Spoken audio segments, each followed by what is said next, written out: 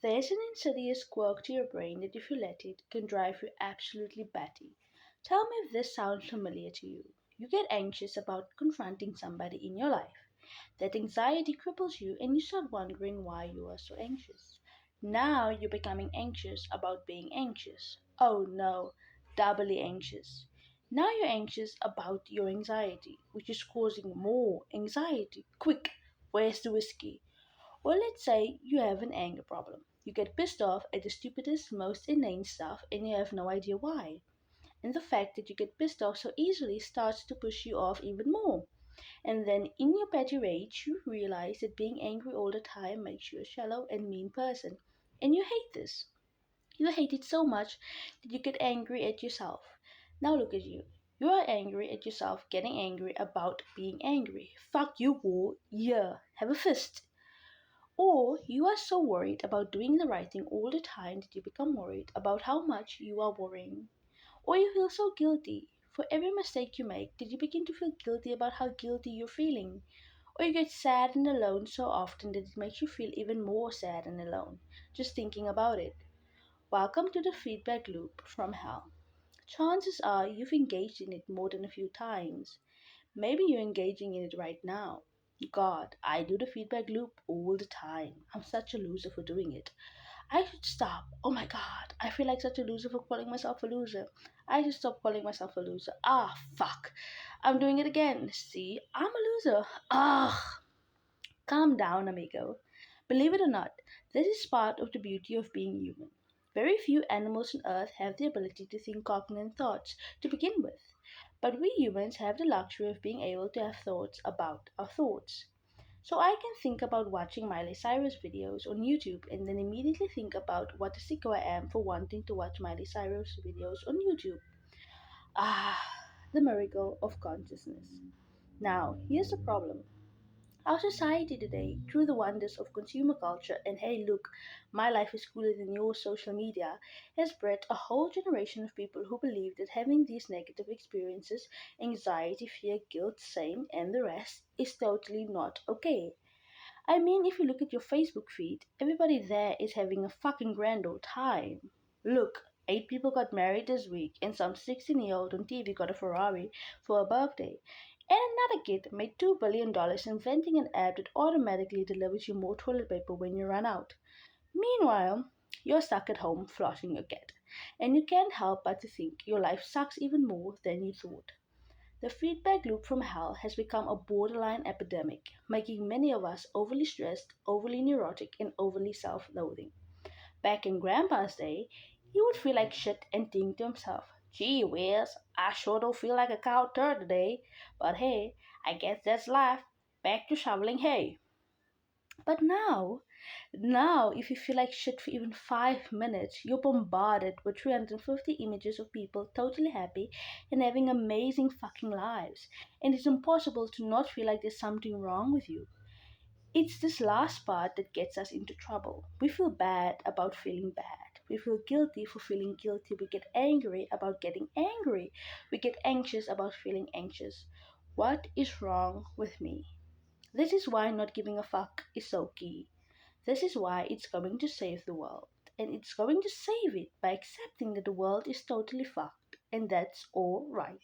Because it's always been that way and always will be. By not giving a fuck that you feel bad, you short circuit the feedback loop from hell. You say to yourself, I feel like shit, but who gives a fuck? And then, as if sprinkled by magic fuck giving fairy dust, you stop hating yourself for feeling so bad. George Orwell said that to see what's in front of one's nose requires a constant struggle. Well, the solution to our stress and anxiety is right there in front of our noses, and we're too busy watching porn and advertisements for ab magazines that don't work, wondering why we're not banging a hot blonde with a rocking six pack to notice. We joke online about first world problems, but we really have become victims of our own success. Stress related health issues, anxiety disorders, and cases of depression has skyrocketed over the past 30 years, despite the fact that everyone has a flat screen TV and have their groceries delivered. Our crisis is no longer material, it's existential, it's spiritual. We have so much fucking stuff and so many opportunities that we don't even know what to give a fuck about anymore. Because there's an infinite amount of things we can now see or know.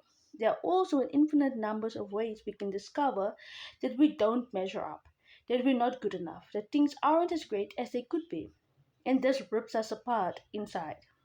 Because here's the thing that's wrong with all the how to be happy shit that's been shared 8 million times on Facebook in the past few years. Here's what nobody realizes about all this crap.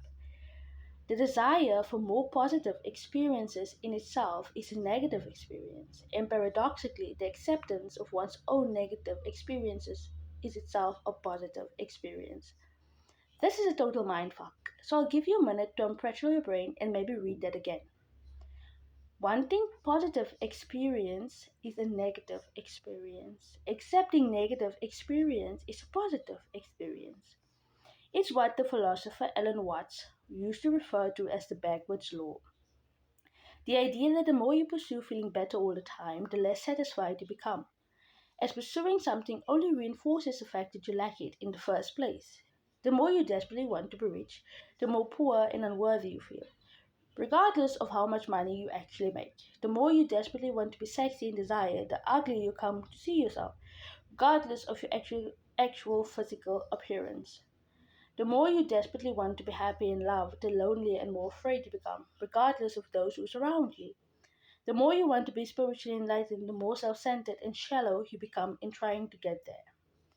It's like this one time I tripped on acid and it felt like the more I walked toward the house, the farther the house got from me. And yes, I just used my LSD hallucinations to make a philosophical point about happiness. No fucks given. As the existential philosopher Albert Camus said, and I'm pretty sure he wasn't on LSD at the time, you will never be happy if you continue to search for what happiness consists of. You will never live if you are looking for the meaning of life.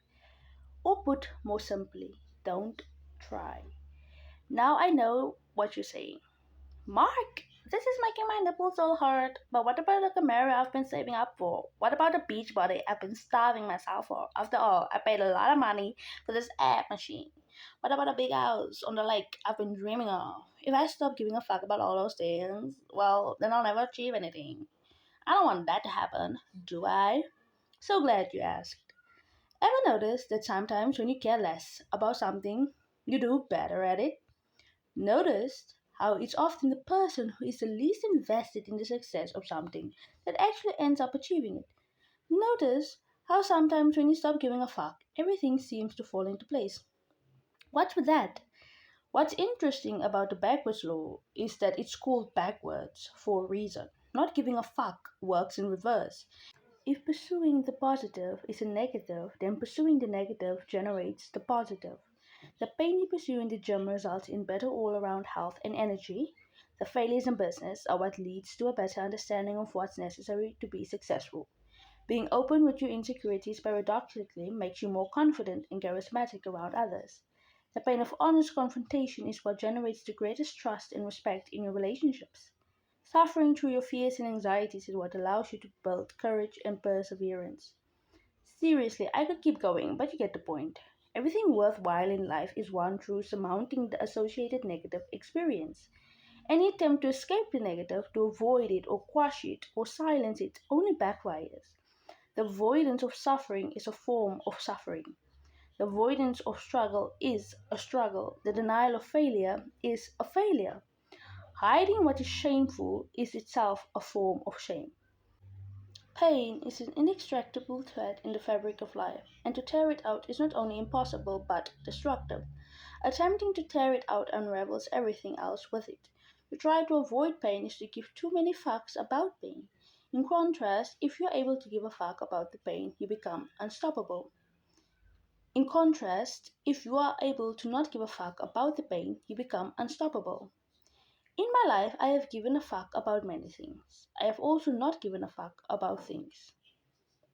And like the road not taken, it was the fucks not given that made all the difference. Chances are you know somebody in your life who, at one time or another, did not give a fuck and then went on to accomplish amazing feats. Perhaps there was a time in your own life when you simply did not give a fuck and excelled to some extraordinary height. For myself, Quitting my day job in finance after only 6 weeks to start in internet business ranks pretty high up there in my own didn't give a fuck hall of fame. Same was deciding to sell most of my possessions and move to South America. Fucks given? None. Just went and did it. These moments of non-fuckery are the moments that most define our lives. The major switch in careers, the spontaneous choices to drop out of college and join a rock band, the decision to finally dump that deadbeat boyfriend whom you caught wearing your pantyhose a few too many times. To not give a fuck is to stare down life's most terrifying and difficult challenges and still take action. While not giving a fuck may seem simple on the surface, it's a whole new bag of burritos under the hood. I don't even know what the sentence means, but I don't give a fuck. A bag of burritos sounds awesome, so let's just go with it. Most of us struggle throughout our lives by giving too many fucks in situations where fucks do not deserve to be given. We give too many fucks about the rude gas station attendant who gave us our change in nickels. We give too many fucks when a show we liked was cancelled on TV. We give too many fucks when our co-workers don't bother asking us about our awesome weekend. Meanwhile, our credit cards are maxed out. Our dog hates us and Junior is snorting meth in the bathroom. Yet, we're getting pissed off about nickels and everybody loves Raymond. Look, this is how it works. You're going to die one day. I know, that's kind of obvious, but I just wanted to remind you in case you'd forgotten. You and everyone you know are going to be dead soon, and in the short amount of time between here and there, we have a limited amount of fucks to give. Very few, in fact, and if you go around giving a fuck about everything and everyone without conscious thought or choice, well, then you're going to get fucked. There is a subtle art to not give a fuck. And though the concept may sound ridiculous, I may sound like an asshole, what I'm talking about here is essentially learning how to focus and prioritize your thoughts effectively. How to pick and choose what matters to you and what does not matter to you based on finely honed personal values. This is incredibly difficult. It takes a lifetime of practice and discipline to achieve. And you will regularly fail, but it is perhaps the most worthy struggle one can take in one's life. It is perhaps the only struggle in one's life.